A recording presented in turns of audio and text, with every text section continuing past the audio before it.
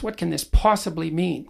Well, I was thinking about that in relationship to imagery of the crucifix and the story that surrounds it. So Jung thought that the Passion story was archetypal because it's a limit story, like this debate at Oxford. You cannot write a more tragic story. It's impossible, technically. Why? Well, because it's a story of the aggregation of everything that people are afraid of. So there was no death more painful than crucifixion. That's why the Romans invented it. It was to punish political miscreants. It was the slow, agonizing death by suffocation, essentially, and dehydration and exposure. It's extraordinarily painful. Okay, so that sucks. That's pain, man. Plus, you know it's coming. That's part of the story. Plus, your best friend betrayed you into it. Plus, your people turned against you. Plus, they're led by a tyrant who doubts truth. Plus, you're a victim of the Roman Empire. Plus, you're completely innocent. Plus, everybody knows it. Plus, they choose a criminal to be released from this experience instead of you, even though they know he's a criminal and they know you're innocent.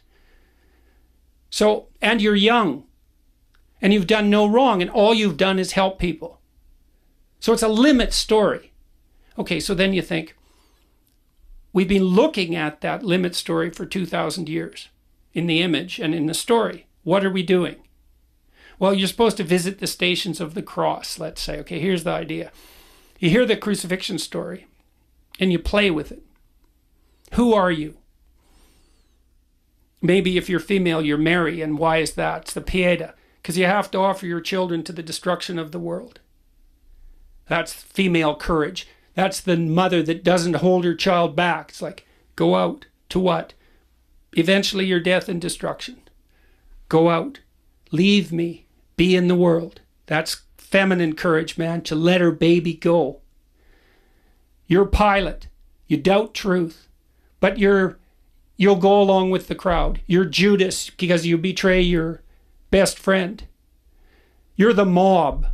You're the criminal. All of that, that's you. You look on all those things that you hate and are terrified by. That's not a snake. It's like the worst of all possible snakes everywhere. That's what you're looking at. And what do you see?